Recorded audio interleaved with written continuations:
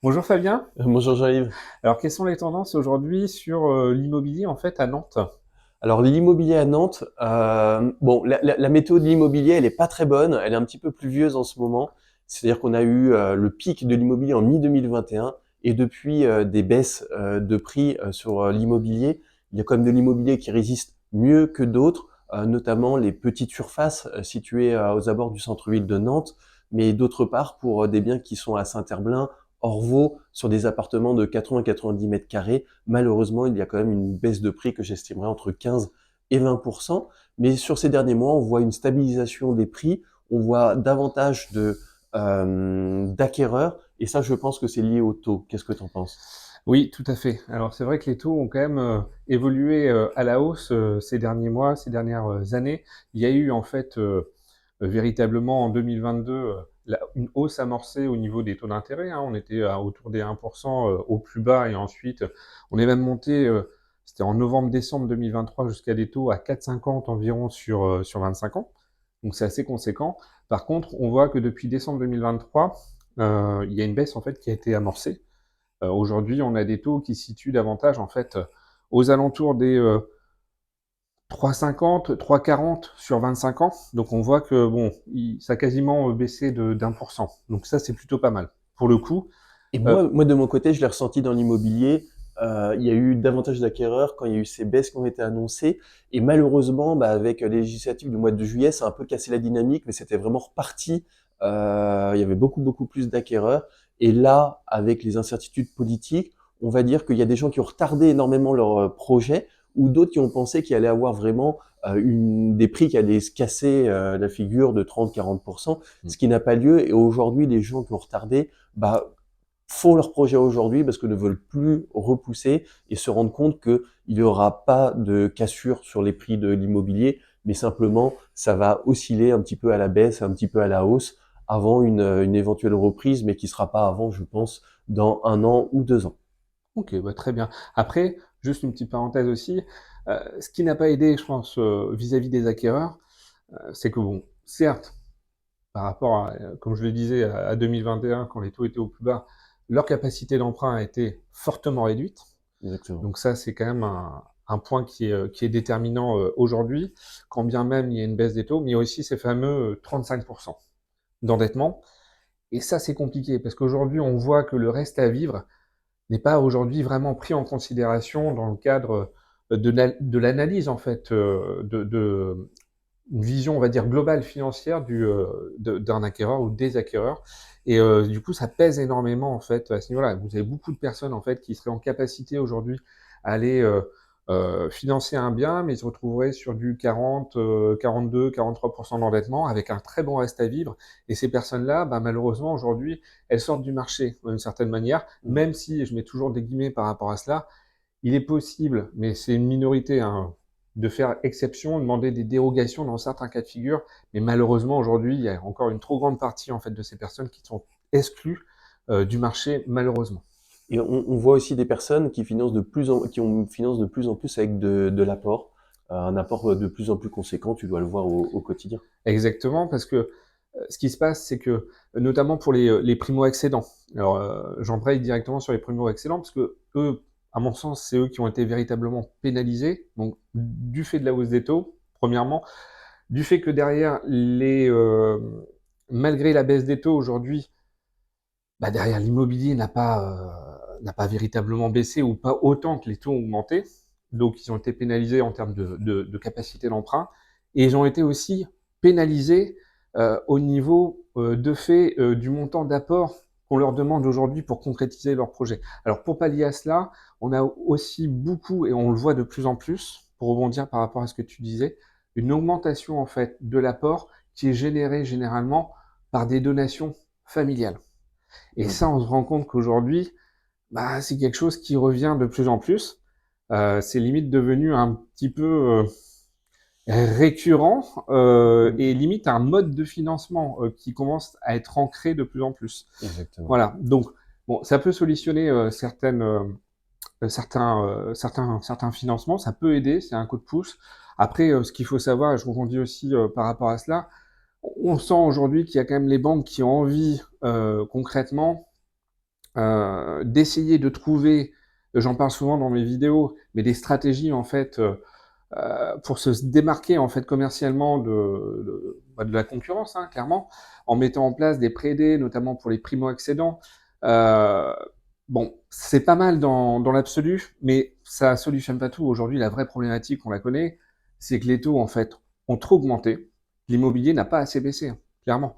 Parce que si on regarde grosso modo les taux aujourd'hui, on prend un 3,50, on est en 2024, au moment où on tourne, même si on passera très rapidement sur l'année 2025, il n'empêche que, quelque part, moi, quand je regarde, quand les taux, on était à peu près sur la même tendance autour des années, en 2013, grosso modo, à peu près 10 ans à quelque chose près en arrière, le prix de l'immobilier à Nantes n'était pas du tout le même, hein.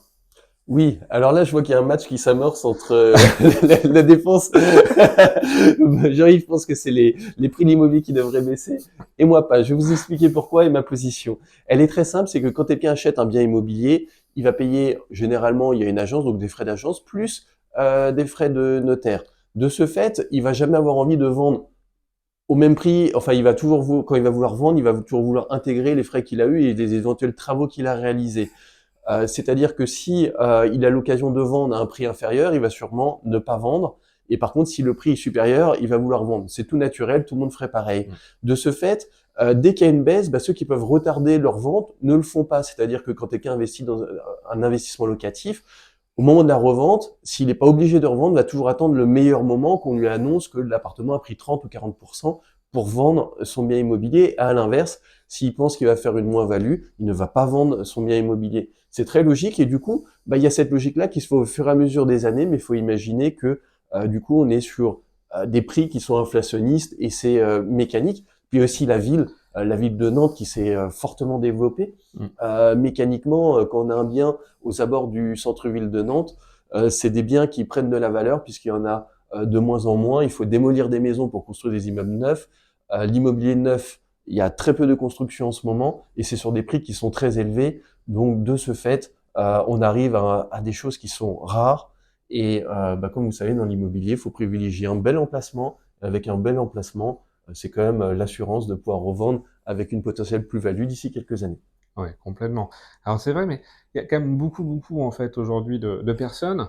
Je suis en première ligne, hein, forcément, avec les acquéreurs et qui trouvent, on va dire, exorbitant aujourd'hui le prix de l'immobilier, et considèrent que ça a explosé en quelques années. Tant mieux pour ceux qui ont investi quelques années en arrière et qui justement vendent et ont la capacité de vendre et de réaliser une plus-value. Aujourd'hui, on voit quand même, quand on regarde grossièrement les salaires, quand on regarde la capacité d'emprunt compte tenu d'un contexte en fait inflationniste sur les taux qu'on a pu vivre, donc et qu'on vit encore malgré une baisse modérée, mais une baisse quand même des taux. Il y a toujours cette petite tendance en fait à dire, moi je ressens au niveau des acquéreurs, on va attendre quand même un petit peu, c'est bien. Il y a eu un renouveau à partir du mois d'avril, mai 2024. On a senti véritablement qu'il y avait des demandes en fait de calcul d'enveloppe. Donc les gens voulaient savoir, les acquéreurs, combien ils allaient pouvoir emprunter dans le cadre de leur projet immobilier. Et ça souffle un petit peu chaud et froid. Donc il y a ceux véritablement qui vont se dire, allez c'est bon, on y va de toute façon, parce qu'à un moment donné, il faut y aller. Et il y a ceux, en fonction de leurs critères aussi et exigences, qui se disent, mais en fait, qu'est-ce qu'il faut aujourd'hui pour pouvoir acheter, quoi? On n'arrive pas à comprendre parce qu'on a des revenus, on se dit qu'on se situe quand même pas trop mal, qu'on devrait réussir à trouver. Et on a l'impression qu'en fait, il y a une déconnexion à cet endroit bien précis. Alors, c'est peut-être lié aussi à la résultante du fait qu'il n'y ait pas assez de logements. Très certainement, ça. Prenons un exemple, puisque là, on prend un exemple, j'ai l'impression sur la résidence principale, c'est bien ça. Oui, souvent, c'est associé quand même plus sur de la résidence principale, ouais. Et aujourd'hui, il est possible d'acheter un appartement, un T2, un joli T2, au calme, dans les étages, avec un petit extérieur, aux alentours de 150 000 euros à l'intérieur du périph' à Nantes. Ouais, C'est-à-dire qu'on va être sur Rezé, on va être sur Saint-Herblain, on va être sur Orvaux, des zones où il fait bon, en ciblant des zones où il fait bon vivre, je précise, hein, parce qu'il y a encore beaucoup moins cher ouais. sur d'autres zones, mais aux alentours de 150 000 euros. 150 000 euros, ça fait quoi? Ça veut dire que quelqu'un qui met un petit peu d'apport et qui gagne entre 2300 euros net à peu près, célibataire, 2300 euros net, Bien sûr. peut financer un bien immobilier comme celui-ci. Et ce qu'il faut imaginer, c'est qu'avant, un bien comme celui-ci était souvent plus aux alentours de 180 1000, 190 000 euros. Il y a quand même eu des grosses baisses sur ces appartements-là. Voilà, donc je trouve qu'il n'est pas tellement décorrélé, parce Ouais, qu'on imagine ok. que des gens qui sont en couple, qui gagnent un petit peu plus que le SMIC, qui sont en CDI, peuvent acheter un peu plus grand qu'un T2. Ouais, d'accord. Dans des quartiers qui sont agréables à vivre. Projet maison, c'est déjà plus délicat aujourd'hui, on est d'accord. Alors, c'est beaucoup plus délicat, mais aussi c'est lié à la taille de la ville. Un Parisien imaginerait pas acheter, enfin peu de Parisiens imaginent acheter une maison à Paris. Bien sûr. Et à Nantes, c'est vrai que en étant nantais, il y a une vingtaine d'années, effectivement, acheter une maison dans certains quartiers, à Nantes, il y avait des champs avec des maraîchers. Mm. C'est une époque qui est révolue et maintenant, faut partir à 20 minutes de route, 30 minutes de route pour pouvoir avoir des prix, des maisons à des prix effectivement qui sont à peu près similaires ou des appartements du centre-ville. Et effectivement, une maison à Nantes, c'est des budgets qui sont extrêmement élevés, mais cependant aujourd'hui, c'est un véritable luxe Oui, d'acheter une maison à Nantes. oui, d'accord. Donc toi, clairement aujourd'hui, on sent que il y aura peut-être une révision en fait des critères Oui, de certains finalement primo-accédants, parce qu'il n'est pas rare aujourd'hui d'avoir quand même euh, des critères en fait de la part de primo-accédants qui souhaitent quand même avoir une grande surface et certes, quand je dis une grande surface, par exemple un T3, qui ont un enfant, qui anticipent en fait sur l'arrivée d'un deuxième enfant, donc ils pensent aux chambres. Et des fois, souvent, ce qui se passe, c'est que leur budget se confronte aussi à une certaine forme de oui, réalité sur le terrain. Lors de leur recherche, ils se disent, bah ouais, c'est un petit peu trop cher. Et souvent, ce qui se passe dans ces cas de figure-là, hein, donc précisément, ils sont dans l'attente, connaissent leur budget, ils sont souvent dans l'attente et ils saisissent, ils se disent, est-ce qu'on peut négocier les biens? Peut-être qu'un jour on aura une opportunité de le Hmm, faire. Donc moi, ça m'amène à cette question, Fabien. Est-ce que tu penses aujourd'hui, parce que j'entends quand même qu'il y a quand même pas mal de biens qui restent sur le marché, oui, on me dit que les délais du coup de vente s'allongent, contrairement à avant, quand les taux étaient à 1% en 24, 48 heures, je crois que c'était à peu près ça. Les exactement, offres étaient actées, enfin c'était un peu lunaire quand même à ce moment-là. exactement. Et aujourd'hui, à peu près, les délais dans la réflexion d'un acquéreur, il se dit, je connais ma capacité d'emprunt, mais j'ai du mal, entre guillemets, à trouver au prix affiché un bien qui me correspond, je veux le négocier. Hmm. De combien je peux le négocier aujourd'hui un appartement? C'est toujours la vraie question, elle est là, C'est quelque une part aujourd'hui. question, c'est très difficile de pouvoir y répondre. Il y a de la négociation, effectivement, il ne faut pas forcément se fier au prix affiché. Ce qu'il faut imaginer, c'est qu'en fait, il faut comprendre le contexte. Parfois, il y a des appartements qui vont être mis en vente, qui sont à un prix qui est attractif, il faut faire une offre au prix tout de suite. Et parfois, il faut faire une négociation de 30 000, 40 000, 60 000 euros. Hmm. Et ça, il faut quand même avoir une certaine connaissance du marché pour pas faire une offre qui est complètement dans les choux, auquel vous allez simplement perdre votre temps.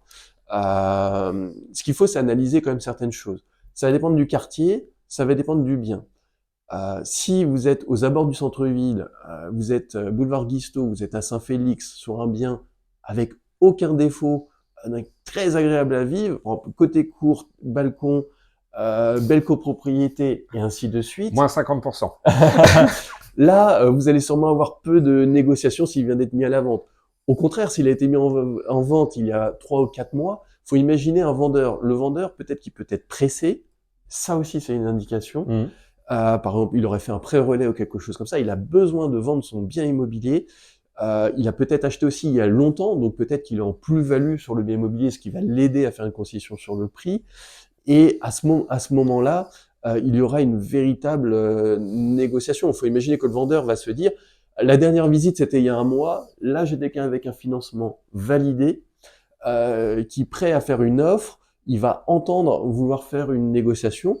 Et puis, de temps en temps, ça va bloquer, etc. Et ça va être incompréhensible. Donc, Hmm. une bonne connaissance du marché immobilier. Faites-vous aussi aider par des gens. Bon, moi, je suis chasseur immobilier, donc c'est mon métier de pouvoir visiter des biens, de pouvoir analyser des biens et de pouvoir dire le montant de la négociation, peut-être de temps et s'occuper après de la négociation. Bien C'est des sûr. choses qui sont importantes. Donc, vous fiez pas, vous bloquez pas. Définissez votre budget, visitez et échangez, posez simplement la question de combien le bien est-il négociable, et puis vous allez pouvoir affiner vos critères. Et puis de temps en temps aussi, il faut changer ses positions. C'est-à-dire que quand on n'a pas visité, le problème c'est la théorie. C'est de théoriser, se dire moi j'aurai une maison, maison, j'aurai un jardin, je pourrais faire le tour de ma maison, des choses comme ça, sans se focaliser sur des critères essentiels qui vont être pour vous, qui vont peut-être être les écoles, les commerces, et ainsi de suite. Mmh. Et là, revoir un petit peu le projet et pouvoir trouver le bien idéal. Et pour ça, en fait, bah, faut avoir une certaine ouverture d'esprit et faire des visites sur peut-être des quartiers qui sont inattendus, parce que par exemple chez des gens, par exemple, ils ne connaissent pas Rosé, ils ne connaissent pas Orvaux. D'accord. Cependant, à des endroits Orvaux ou Rosé correspondent, enfin sont très sympas et Ouais, peuvent correspondre à certains critères. bien sûr. Bon, très, très bien. Alors après, c'est vrai que, souvent le constat que je fais, aussi au niveau des acquéreurs, certains sont un peu dans l'attentisme parce que c'est vrai qu'ils se focalisent en fait sur les prix affichés et ils n'osent pas en fait démarrer les visites. Alors moi C'est je les ça. incite fortement à faire les visites parce que souvent ce qui se passe c'est que déjà on se rend mieux compte en fait de la réalité du marché. C'est bien de Exactement. comparer aussi les biens entre eux parce qu'aujourd'hui la chance qu'a un acquéreur quelque part, c'est qu'il dispose en fait d'un stock entre guillemets de biens affichés. Donc il a le temps de faire ses visites et de comparer les biens entre un bien avec des travaux à réaliser, un mauvais DPE, voir le prix par rapport à un autre bien qui est situé par exemple dans le même quartier avec la même superficie à quelque chose près, c'est toujours intéressant. Donc ça, est-ce que tu as remarqué aujourd'hui, parce qu'on parlait tout à l'heure des délais de vente, est-ce que tu as ressenti sur les acquéreurs qui faisaient les visites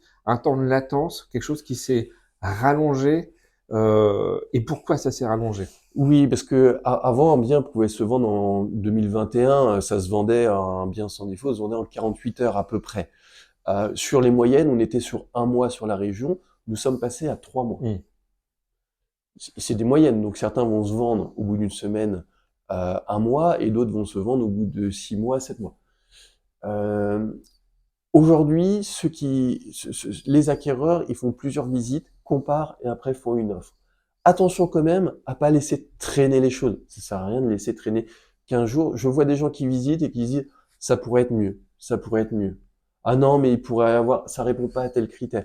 Il y a forcément des concessions qui sont à faire. Vous aurez jamais le bien parfait. Le bien parfait n'existe pas. Et effectivement, il y a également une histoire de budget. Donc, faut être réaliste. Je vois beaucoup de primo-accédants qui veulent la maison américaine, Oui, neuve, avec des superficies énormes, etc. Est-ce que, en tant qu'acquéreur, est-ce que vous avez vraiment besoin de ça? Et en fait, en visitant, ça permet de se rendre compte, ah, le bien est super agréable, euh, pour telle et telle raison, et pouvoir voir si vous pouvez vous projeter. hmm, Faites-vous bien une sûr. projection sur 4, 5, 6 ans. Quels seront vos besoins d'ici 4, 5, 6 ans? C'est effectivement, faut pas acheter et puis déménager d'ici 2 ans. Donc, en fait, il faut bien construire les projets par rapport à votre réalité D'aujourd'hui et de demain, quoi. et à vos besoins sur un horizon quand même de moyen terme entre 5 et 7 ans. Je rebondis aussi sur la partie négociation. Souvent, Mm. alors moi je m'inspire toujours de cas concrets, hein, donc ce que je vous dis là, c'est véritablement ce que je vis dans mon quotidien. Sur mes clients acquéreurs, lorsqu'ils me demandent de calculer leur capacité d'emprunt, beaucoup s'interrogent sur est-ce qu'on fait des travaux, est-ce qu'on fait pas des travaux, est-ce que c'est un levier de négociation, si oui, de combien? Les DPE, c'est la même question, donc le fameux diagnostic de performance énergétique qui permet en fait tout simplement de voir si le bien est énergivore, donc s'il consomme plus que nécessaire, et auquel cas ça sous-entend qu'il y a des travaux à réaliser, qu'il y a une enveloppe travaux qui est à rajouter en plus de l'acquisition du bien immobilier. Et souvent, quand on arrive dans ces tendances-là, le questionnement des acquéreurs, c'est oui, ok, j'ai repéré un bien, s'il y a trop de travaux, ça me fait peur. Si on a un peu, je veux bien, on sous-entend plus du rafraîchissement des sols, peut-être abattre une cloison, en remettre une autre, mais ils ont du mal en fait à jauger en fait la capacité qu'ils vont avoir à aller négocier un bien en fonction en fait que les travaux soient plus ou moins importants. Et autre point également par rapport à cela, lorsqu'ils veulent en fait aller sur des travaux de rénovation, ils s'interrogent aussi sur les aides éventuelles. Et il y en a de plus en plus aujourd'hui qui s'interrogent par rapport à ça. Est-ce que tu peux nous en dire plus globalement? Déjà juste sur le prix enfin les négociations aujourd'hui par rapport au fait qu'il y ait des travaux ou peu de travaux, parce que des fois on peut parler de rafraîchissement. Est-ce que le rafraîchissement à lui seul peut justifier en fait une baisse de prix? Alors, en réalisant une estimation, les prix d'estimation vont être différents s'il y a des travaux ou pas de travaux à réaliser. Ça doit être intégré. La question qu'il faut se poser, c'est est-ce que si vous regardez le prix de vente plus les travaux à réaliser, est-ce que vous êtes toujours au prix du marché? Est-ce qu'en fait vous faites une affaire moyenne ou une mauvaise affaire? Et ça, effectivement, faut regarder le coût total et global. Ok. Hein, Donc, donc pour ça, c'est ça le problème, c'est que les travaux, bah, il y en a qui sont de la partie, qui vont les faire par eux-mêmes. Alors là, j'ai envie de vous dire, allez-y, achetez des biens avec travaux. Si maintenant vous déléguez tout à des entreprises, là, posez-vous la question de combien ça va vous coûter et faites réaliser des devis travaux pour voir si effectivement c'est une bonne affaire. Et ça va vous donner aussi un levier pour la négociation. Mais c'est vrai qu'un bien qui est classé G, classé F ou classé E, vous allez avoir un levier qui va être fort, il y aura peu de visites, plus des gens du métier qui hmm. seront, qui achèteront, parce qu'eux n'auront pas peur, mais sous certaines conditions financières. Alors, ça m'amène en fait à rebondir à une autre question, notamment sur la partie négociation des biens. Aujourd'hui, lorsqu'un un acquéreur fait une offre, Mhm. est-ce que c'est justifié ou est-ce qu'il ou non pour aller justement argumenter sur une proposition plus basse que le prix affiché, de préciser en fait, d'argumenter sur les travaux qu'il souhaite réaliser, d'en évaluer le coût pour sensibiliser un petit peu le vendeur Mhm. sur finalement la raison de cette offre. Oui, effectivement, ça permet d'amener une réalité, en fait, et de pouvoir justifier. Une négociation, première chose qu'il faut faire, c'est rassurer, c'est-à-dire dire, je suis acheteur, voilà, j'ai vraiment envie d'acheter le bien, il me plaît. Je peux le financer, donc là avec une attestation, Tout à donc fait. adressez-vous à un courtier en crédit immobilier.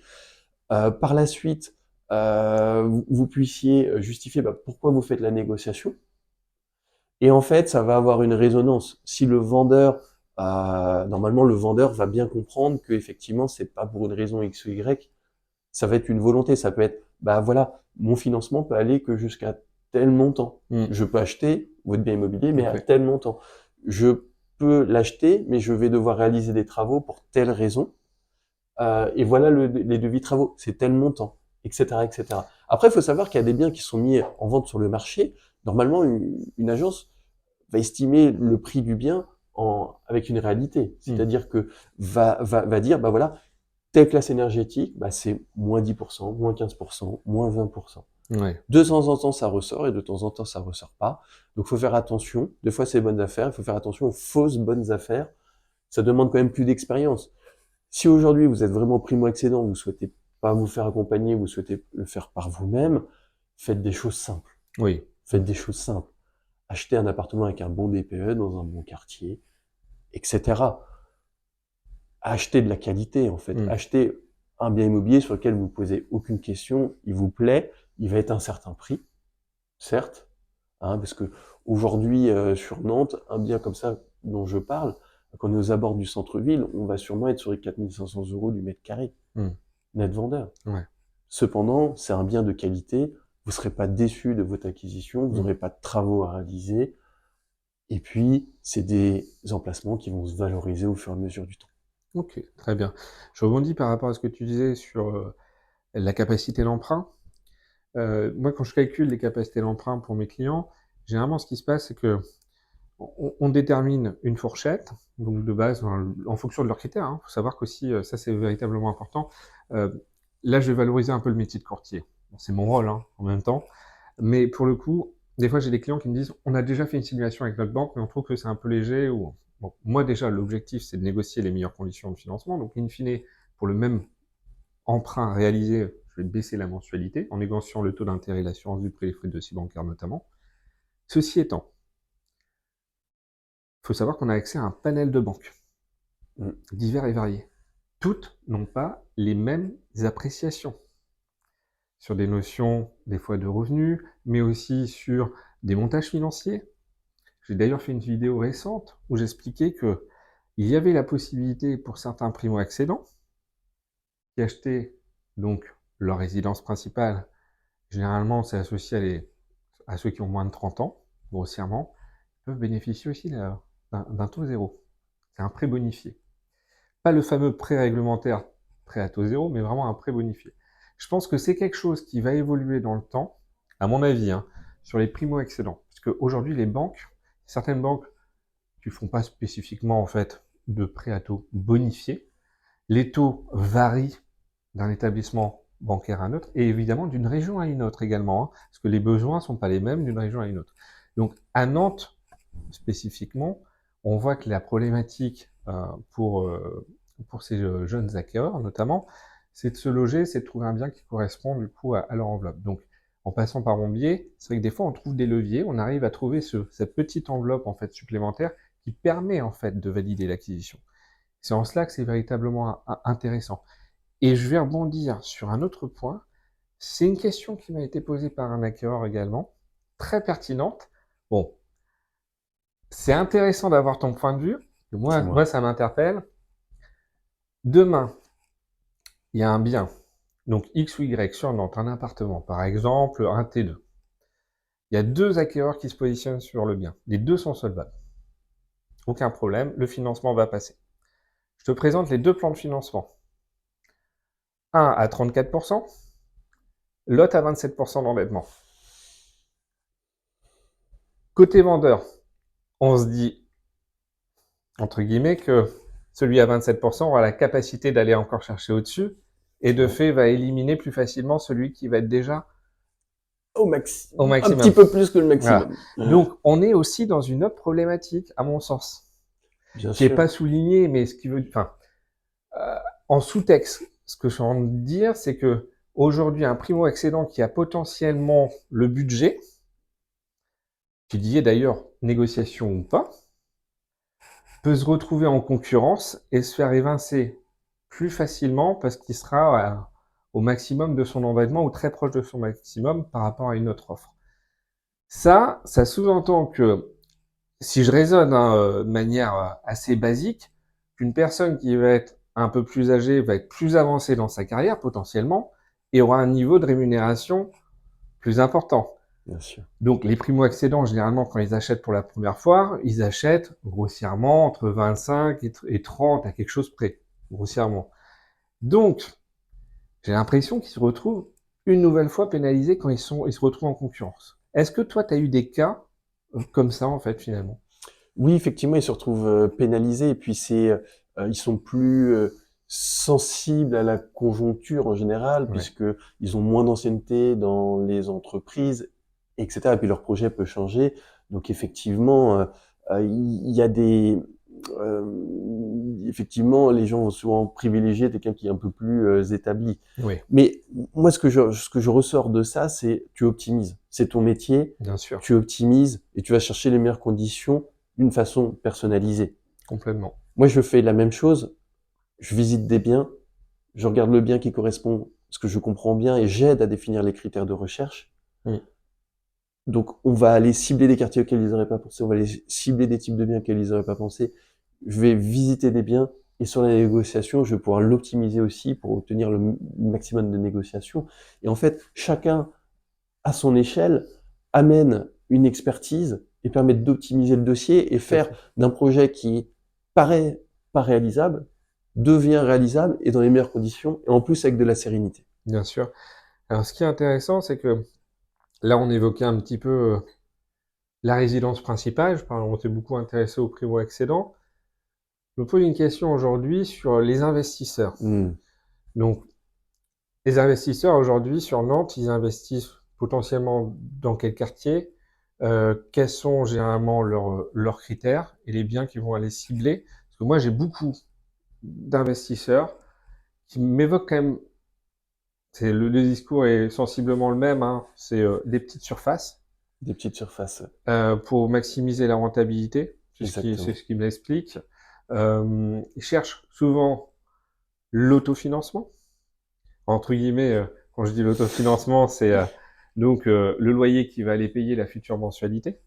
Donc, est-ce que toi, c'est un peu les mêmes retours que tu as dans le quotidien par rapport à cela? Oui, alors aujourd'hui, les investisseurs, ils ont un profil quand même particulier. C'est soit effectivement des primo-investisseurs, mais alors soit ils ont des revenus du travail importants, soit ils veulent vraiment réaliser leur premier investissement locatif avant leur résidence principale, c'est-à-dire vraiment c'est des investisseurs dans l'âme, Hmm. ou alors la plupart en fait des gens qui investissent sont des gens qui ont des situations bien établies, avec un patrimoine bien établi, qui souhaitent diversifier leurs investissements ou augmenter, on va dire, leur patrimoine immobilier. Ils se disent, en ce moment, c'est les soldes, clairement. On y va, on achète un bien de qualité aux abords du centre-ville, petite surface, studio T2, et c'est des biens qu'on va garder longtemps. Ce qu'il faut voir, c'est que quand on était en 2020-2021, c'est des biens qui partaient en 24 heures à des prix quand même élevés. Aujourd'hui, on peut aller visiter ces biens, on peut faire des négociations sur ces biens, ils sont à des prix qui sont moindres. Ils se disent, voilà, je manque, j'achète vraiment un bien de qualité. Hmm. Et c'est des biens qui sont très faciles à gérer, c'est des biens qui se valorisent avec le temps. Donc aujourd'hui, on va surtout être sur ces profils d'investisseurs.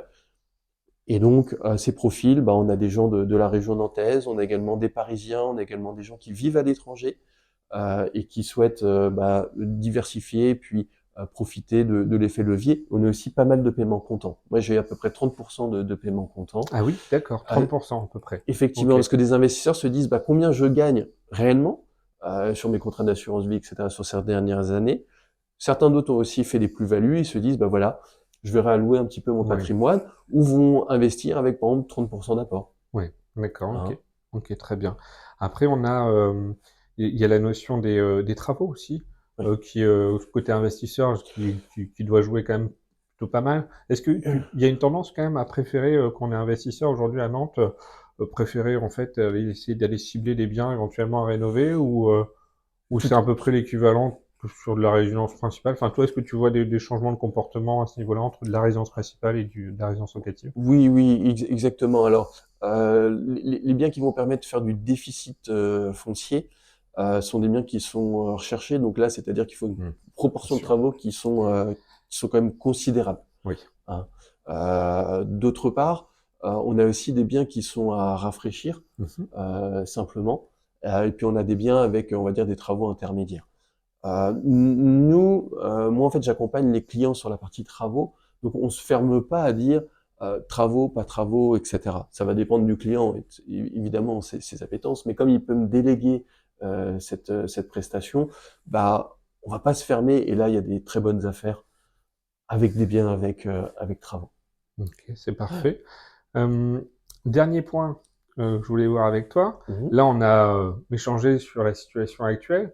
On a remonté un petit peu le temps pour reprendre un petit peu l'historique et euh, avec l'augmentation des taux depuis un an, une baisse des taux modérée, mais une baisse quand même, et un immobilier qui globalement finalement a stagné, même si tu me dis qu'il y a des baisses et des possibilités de négociation à certains endroits. Oui. 2025, comment toi tu le vois? Parce que côté taux, on aura toujours tendance à dire ça va baisser, ça devrait baisser. Si on emploie le conditionnel, c'est qu'on n'est pas sûr, forcément. Mm, Et les tendances voudraient que si on est un minimum optimiste, on se dise qu'il faut que ça baisse. Dans quelle proportion, ça c'est encore une autre question. mm. Mais côté immobilier, est-ce que à un moment donné, tu te dis pas, parce que j'entends le discours hein, sur les personnes qui ont acheté à un tel prix, à un moment donné, ils vont pas revendre en deçà et il y a un effet inflationniste en fait sur l'immobilier. Mais est-ce qu'à un moment donné, est-ce que c'est envisageable qu'il y ait un marché, parce que là on voit qu'il a été quand même euh, enrayé, du coup, ça a été un petit peu plus délicat avec des biens qui restaient quand même souvent en vente. Est-ce qu'à un moment donné, bah, les vendeurs ils vont se dire ah, c'est vraiment trop long, est-ce que tu penses qu'il y aura une baisse qui va se poursuivre sur 2025 si les taux venaient à baisser de manière modérée? Mm, Par là, j'entends 3% pour tout le monde, tous les profils sur 25 ans mm. en mai-juin 2025. Donc ça va être une baisse, hein, on est d'accord. Mais on va pas retourner sur du 1% non plus. Non. Donc, comment tu vois les choses par rapport à cela? Chaque baisse de taux va amener plus d'acquéreurs. Ouais, Dit qui plus d'acquéreurs dit moins de négociations, enfin bref, des prix de vente qui vont repartir un petit peu à la hausse. Moi, ce que je vois sur 2025, c'est que ça va évoluer en dents de scie. On va avoir des mauvaises nouvelles et des bonnes nouvelles. une mauvaise nouvelle peut-être du côté politique, peut-être. Et en fait, ce qu'il faut voir, c'est que plus l'État va mal, plus la BCE va baisser les taux. Donc, il y aura toujours des éléments positifs et des éléments négatifs à considérer. Et à mon avis, on va être en dents de scie. Et de temps en temps, ça va augmenter un petit peu, ça va baisser un petit peu. Mais en fait, ça va rester sur des niveaux aujourd'hui. Ce qu'il faut considérer, c'est que l'ancien, c'est vivant. C'est la méthode qu'il faut utiliser, c'est du stock picking. Stock picking, c'est ce qu'on fait en finance. Ça va être aller chercher des biens immobiliers qui sont à un prix anormalement bas. Tout à fait. Et en fait, tomber sur le vendeur qui a besoin de vendre, être au bon moment, au bon endroit. Oui, bien sûr. Mais après, côté vendeur, est-ce qu'il n'y a pas une tendance, enfin, je me mets à la place d'un vendeur, je dis les taux baissent, donc potentiellement les gens ont plus de capacité d'emprunt. Donc, Donc de fait, je vais augmenter mes prix. bah exactement. En plus, il y en a plusieurs. Exactement. Potentiellement, il y aura plus d'acquéreurs, donc voilà. En Donc, fait, ce que tu disais tout à l'heure avec l'exemple, il y a deux acquéreurs. À partir du moment où il y a deux acquéreurs, il y a presque plus de négociation. ouais, ça se limite un Donc, ce peu qu'il faut, plus. c'est être le seul. Aujourd'hui, on a la chance de pouvoir visiter des biens et d'être les seuls acquéreurs. On est quand même grandement en position de force. Oui, On peut faire passer des offres qu'on n'imagine pas. Et en fait, je pense que quand on est en dehors et qu'on ne connaît pas, faut comprendre quand même, c'est un marché. Il y a un vendeur qui veut un prix, il y a un acheteur qui veut un prix. Là, il est en faveur des acquéreurs. Le problème, c'est qu'il y a des acquéreurs qui s'en rendent pas compte. ouais, bien sûr. Alors, Ils s'en rendent pas compte. après, ce qui peut être intéressant aussi, je pense que la limite, en fait, aujourd'hui d'un acquéreur, elle se situe un petit peu dans la posture. En fait, beaucoup d'acquéreurs aujourd'hui, enfin, sur le marché nantais, étaient, quand les taux ne cessaient de baisser, que l'immobilier ne cessait d'augmenter, il y avait, enfin, les conditions du marché étaient quand même très, très favorables aux vendeurs. Et dans les mentalités, aujourd'hui, c'est vrai que les acquéreurs, moi, j'ai eu des acquéreurs qui voulaient négocier, qui étaient prêts à le faire, prêts à faire des visites et à aller dans la négociation. Et j'entends aujourd'hui qui n'osent plus, qui ont peur d'aller négocier des biens en se disant, on a attendu tellement longtemps que les taux, entre guillemets, rediminuent, rebaissent, qu'aujourd'hui, on a repéré un bien qui nous plaît, Mm. qui est dans notre budget, est-ce qu'on le négocie ou pas? Donc, il y a cette peur. Je sens quand même que, même si côté acquéreur, évidemment, il y a cette posture vis-à-vis des vendeurs qui semble s'être inversée, je suis pas sûr qu'elle était totalement assimilée aujourd'hui par les acquéreurs, de fait. Et on sent que, bah, ils vont aller sur des petites négociations, ils vont pas trop oser. Alors, Alors, c'est étonnant. j'ai vu une personne hier, un acquéreur, est passé à côté d'un bien immobilier en une semaine. Mm. Il était vendu. Effectivement, malheureusement, fallait être plus rapide. Donc, en fait, faut aller vite. Hein. Donc, vous visitez le bien immobilier, vous prenez la nuit, par exemple, pour réfléchir. Vous pouvez peut-être encore sur ce marché-là le faire. Le lendemain matin, euh, vous téléphonez, vous dites voilà, je suis intéressé, pas à ce prix-là. Est-ce qu'il y a une négociation? Est-ce qu'il y a d'autres personnes qui ont fait des offres? Bien sûr. Et à ce moment-là, effectivement, si vous êtes en concurrence, bah, vous n'allez pas pouvoir peut-être moins négocier. Par contre, si vous êtes le seul, vous pouvez toujours tenter une offre, peut-être qu'il y aurait une contre-offre. Ça, en fait, c'est l'art de la négociation, ça s'explique pas. Oui, donc ce qui veut dire qu'en fait, il faut oser. Faut oser, faut y aller, et surtout, faut connaître son marché. Ouais. Faut pas y aller, faut vraiment connaître le marché. Vous avez visité plusieurs, vous savez déjà s'il est au bon prix, pas au bon prix. Et après, vous savez, on va dire, c'est la partie de poker où peut-être que vous pouvez le payer beaucoup moins cher que le prix du marché. Faut pas s'en priver, il faut y aller. Ouais, donc si on résume un petit peu tout ce qu'on a dit, donc opportunité côté acquéreur, important en amont de votre projet immobilier, n'hésitez pas à me consulter, je calcule votre capacité d'emprunt et après, une fois que vous avez trouvé le bien, je m'occupe de l'optimisation de votre financement pour baisser au maximum votre mensualité par rapport à un montant d'emprunt donné et budgété. Et puis après, bah, il y a toute la partie, on va dire, négociation et ça, c'est véritablement avec toi en fait qu'il faut l'aborder.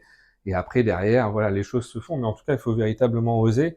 Il y a des professionnels qui sont là pour vous accompagner et faire en sorte que bah, voilà, vos projets puissent aboutir dans de bonnes conditions. Mais ne restez pas dans une forme en fait d'attentisme, en fait, finalement, qui vous dessert plutôt qu'autre chose, visiblement, parce que aujourd'hui, il y a quand même des délais de vente qui sont allongés, donc ça tend à justement apporter plus de crédit aux offres formulées par les acquéreurs. Donc c'est quelque chose quand même qui est intéressant, hein, véritablement. Bon, même si Une fois de plus, la baisse des taux amènera à un moment donné à avoir en effet plus de concurrence parce que plus d'offres faites sur le marché sur des biens immobiliers identifiés. En tout cas, il ne faut pas baisser les bras, il faut y aller. Et je pense qu'on est encore dans la bonne période. Et je dirais même que souvent les périodes novembre, décembre, janvier, février, toujours des périodes un peu spéciales, on va C'est dire. spécial dans l'immobilier. Donc, il faut vraiment pas hésiter sur ces périodes-là aussi à y aller, parce qu'il y a peut-être aussi, on parle souvent de saisonnalité dans l'immobilier, on dit qu'il n'y en a pas forcément, il n'y en a plus trop. Enfin bon, moi j'ai quand même tendance à considérer qu'aujourd'hui, on va peut-être plus facilement visiter des biens quand on est sur des périodes clés, notamment pour ceux qui ont des familles, qui pensent à la rentrée scolaire, etc. Donc la période de avril, on va dire, jusqu'à septembre-octobre, généralement est peut-être plus propice. Donc côté acquéreur, en tout cas, faut vraiment pas hésiter. Nous, on est vraiment là pour vous accompagner. Et puis je te laisse le mot de la fin, du coup, Fabien. Et effectivement, en fait, ne pas acheter, si c'est pour votre raison principale, c'est peut-être vous priver d'être propriétaire, vous priver d'habiter dans un logement qui vous correspond totalement. Et si vous êtes investisseur, c'est vous priver de loyer. Si vous repoussez votre projet dans 2 ans, faut bien comprendre que pendant 2 ans, vous n'allez pas encaisser de loyer. Et ne jamais oublier une chose, la meilleure manière de préparer sa retraite, ça on me l'a toujours dit, c'est une réalité, c'est d'acheter votre résidence principale le plus rapidement possible. Ça, vous n'aurez plus de loyer lorsque vous serez à la retraite. C'est logique, hein. Donc, primo-accédant, faut vraiment y aller.